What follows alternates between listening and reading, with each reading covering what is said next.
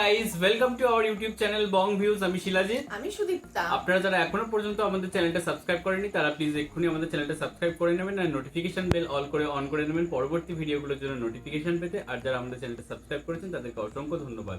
আর যারা ফেসবুক পেজে দেখছেন তারা অবশ্যই পেজটাকে ফলো করে যাবেন। আর আমাদের ভিডিওগুলো যদি ভালো লেগে থাকে অবশ্যই লাইক করে দেবেন। তো আজকে আমরা নিয়ে চলে এসেছি আবারও একটা ইনফরমেটিভ ভিডিও নিয়ে, যার টাইটেল হচ্ছে ইলন মাস্ক কেন আসলেন না, স্টার লিংকের সাথে চুক্তিতে কি লাভ হলো, এবং চ্যানেল হচ্ছে যমুনা টিভি।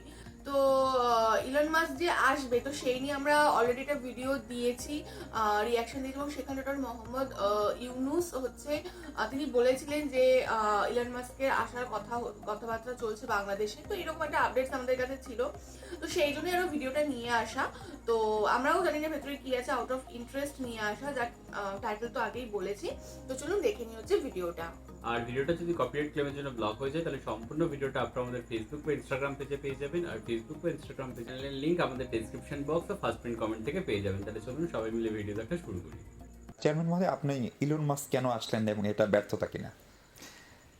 ইলন মাস্ক যে ইনভেস্টমেন্ট সামিটে আসবেন এই ইনফরমেশনটা আসলে আমরা কখনো দেই নাই। So that's the starting point. It's amazing. আমরা হঠাৎ করে একদিন সকালে কোথাও নাই। আপনি you can refer back to my press conference or anyone from BIDA বা বেজা, কোনো অর্গানাইজেশন থেকে, সরকার থেকে কখনো বলা হয়নি আসলে যে ইনভেস্টমেন্ট সামিটে উনি আসবেন।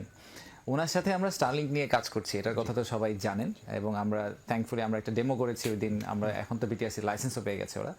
তো আশা আছে, আমরা ওনাকে আনার চেষ্টা করছি, ওনার সাথে কথাবার্তা চলছে।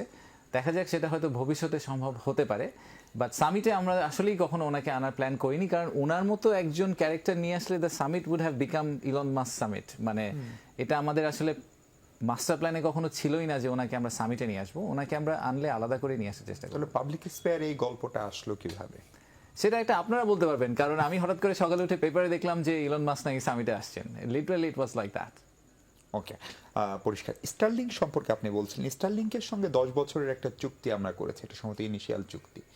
এই চুক্তি করে আসলে বাংলাদেশের কি প্রফিট হলো, বা এই চুক্তিটা কতখানি জনবান্ধব? যে সমালোচনাটা হচ্ছে যে এটা অনেক ব্যয়বহুল, মানে আমি এখন যে জিপি বা বাংলা লিংকের ইন্টারনেট ইউজ করি সেইটার যে cost in compare with that, সেটা অনেক বেশি ব্যয়বহুল। ফলে এটা আসলে কার জন্য, কাদের জন্য? আচ্ছা, সো স্টারলিংকের সাথে বাংলাদেশ সরকারের কোনো চুক্তি হয়নি। আসলে আমরা তাদেরকে একটা লাইসেন্স দিয়েছি 10 বছরের জন্য। সো আপনি যদি চিন্তা করে দেখেন যে আমরা ইন্টারনেট গেটওয়ে প্রোভাইডার আইজিপি যে লাইসেন্সগুলো দিই, আইটিএস লাইসেন্সগুলো দিই, এগুলোও কিন্তু সব 10-15 বছরের লাইসেন্সই হয়। টিপিক্যালি বিটিআরসি যেসব লাইসেন্স দেয় সেগুলোর রেঞ্জ 5 to 15 ইয়ার্স, 15 বছরের অনেক লাইসেন্স দেয়। তো এই এনজিএসও স্যাটেলাইট বেস যেই আমাদের এই টেকনোলজি, স্টারলিংকের যে টেকনোলজি, এই টেকনোলজিতে এটা প্রথম ব্যবসার জন্য আমাদেরকে নতুন একটা পলিসি করতে হয়েছে এবং তাদেরকে আমাদের লাইসেন্স দিতে হয়েছে। আই এম প্রিটি শিওর যে ঠিক একই মডেলে আরও অনেক কম্পিটিটরও মার্কেটে আসবেন। ওনারা প্রথম অপারেটর এই লাইসেন্সের আন্ডারে। তো এটা it's a choice for public. তারা যদি এটা ইউজ করতে চায় তারা করবে, যারা যদি ইউজ করতে চায় না তারা করবে না। আমি যেখানে আসলে আপসাইডটা দেখি সেটা হচ্ছে যে আমাদের আরেকটা additional quality of different quality of service তৈরি হলো।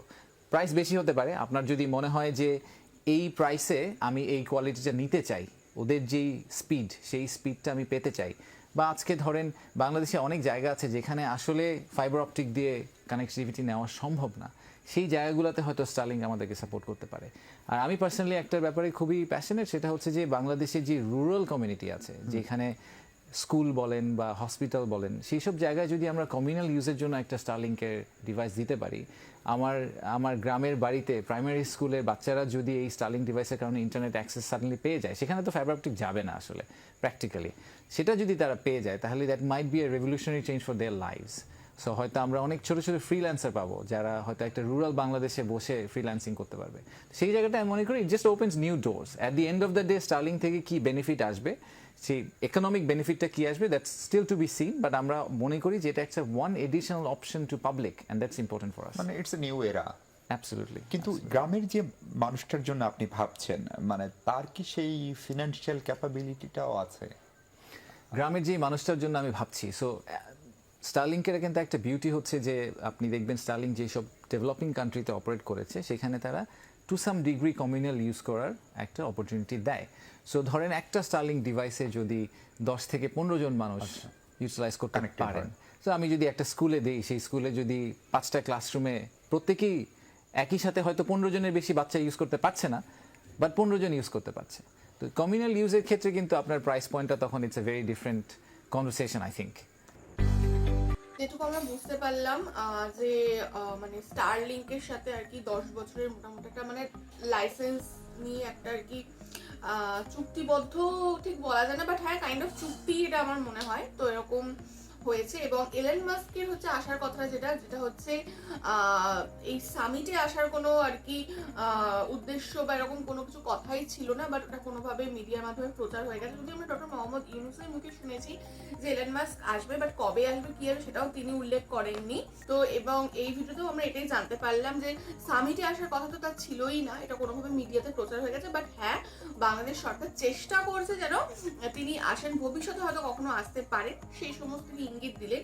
এবং স্টারলিংকের যে ব্যাপারটা বললেন, তো অবভিয়াসলি এখান থেকে অনেক কিছু তথ্য উঠে এলো যে ডেফিনেটলি এটা অনেক এক্সপেন্সিভ হবে, কিন্তু স্পিড বেশি হবে। তো অনেক মানুষ অ্যাফোর্ড করতে পারবে বা যাদের প্রয়োজন রয়েছে তারা অবভিয়াসলি করতে পারে, পারচেস করতে পারে। যারা নর্মালি যেরকম রয়েছে ইন্টারনেট ব্যবস্থা সেটাও তারা করতে পারে, বা যে সমস্ত রিমোট এরিয়াতে যেখানে হয়তো মানে স্টারলিংটা বেটার অপশন, তো সেখানে তারা করতে পারে। বা গ্রামাঞ্চলে কমিউনাল মাধ্যমে মানে সবাই একসাথে যৌথভাবেও যদি পারচেস করার সুবিধা পায়, তো সেটাও একটা ভালো দিক।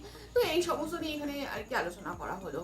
এবং স্যাটেলাইট নেটওয়ার্ক যখন চলে আসছে, তো সেটা অবশ্যই ফাইবার অপটিক বা যেগুলো টাওয়ারের মাধ্যমে যে ইন্টারনেট পরিষেবা দেওয়া হয় তার থেকে যথেষ্ট কস্টলি, কারণ তাদের কোথাও গিয়ে মহাকাশে স্যাটেলাইট পাঠাতে হচ্ছে অনেক ব্যয় করে, এবং সেই টাকাটা কোথাও গিয়ে তারা এই ধরনের পরিষেবার মাধ্যম দিয়েই তারা মানে জনসাধারণের কাছ থেকে আদায় করবে। তো অবশ্যই সেই ইন্টারনেট দামি হবে, কিন্তু এখানে যেভাবে বলা হলো যে কমিউনাল ইউজের জন্য উন্নয়নশীল দেশগুলোতে যেভাবে তাদের একটা প্ল্যান থাকে যে একটা পরিষেবা নিয়ে কিনে সেটা 15 জন বা 10 জন মানুষ ইউজ করতে পারে, তাহলে সেক্ষেত্রে হয়তো ভাগাভাগির মাধ্যমে হলেও জিনিসটা কিছুটা সস্তা হয়। বাট প্রশ্নটা আমারও, এটা ভিডিওটা যখন প্রথম থেকে দেখছিলাম এরকমটা লাগছিল যে সেই ইন্টারনেটটা কি মানে যে কস্টটা হবে সেটা কি একজন সাধারণ বা ওরকম গ্রামের মানুষের পক্ষে কোথাও কি পারচেস করা সম্ভব হবে। বাট সেটা যে ভেঙে বলা হলো, তো সেইটা দেখে খুব ভালো লাগলো। এই বিষয়টাও আমার কাছে অজানা ছিল, তো সেটাও আমরা জানলাম। এবং আমাদের ভারতবর্ষেও আর কি তার ইলন মাস্কের স্টারলিংকের সাথে চুক্তি হয়েছে, তো সেটাও কিভাবে যে কার্যকারিতা আসবে, তো সেটাও এই বিষয়টা দেখে কিছুটা আর কি মানে আইডিয়াটা ক্লিয়ার হলো। একদমই তাই। তো যাই হোক, ভিডিওটা ডেফিনেটলি ইনফরমেটিভ ছিল, আশা করছি আপনাদেরও মনে হয়েছে ইনফরমেটিভ। যদি ভালো লেগে থাকে অবশ্যই লাইক করবেন, এবং এই বিষয়ে আপনাদের পার্সোনাল কি মতামত সেটাও অবশ্যই কমেন্ট বক্সে জানাবেন, এবং আমাদের চ্যানেলটাকে সাবস্ক্রাইব করে যাবেন। আর সাবস্ক্রাইব বাটনের পাশে জয়েন বাটন পেয়ে যাবেন, সেখানে কিছু ফেসিলিটিস দেওয়া থাকে, চাইলে আপনারা চেক করতে পারেন। আর আমাদের চ্যানেলে যে ফেসবুক আর ইনস্টাগ্রাম পেজ রয়েছে সেখানে আপনারা ফলো করতে ভুলবেন না, লিঙ্ক ডেসক্রিপশন বক্সে পেয়ে যাবেন। আর আমাদের চ্যানেলে যে ফেসবুক গ্রুপটা রয়েছে সেখানে আপনারা জয়েন করে আপনারা আপনাদের মনের মতো সমস্ত কিছু পোস্ট করতে পারেন, তার লিঙ্কও ডেসক্রিপশন বক্সে দেওয়া রয়েছে। আর আমাদের যদি আপনারা পার্সোনালি পছন্দ করে থাকেন আমাকে শিলাজিৎ সুদীপ্তা হিসেবে, তাহলে আমাদের পার্সোনালি ফেসবুক আর ইনস্টাগ্রাম সাইটে ফলো করতে পারেন, লিঙ্ক ডেসক্রিপশন বক্সে পেয়ে যাবেন। তো দেখা হচ্ছে পরবর্তী ভিডিওতে, আজ এ পর্যন্তই, টাটা, নমস্কার।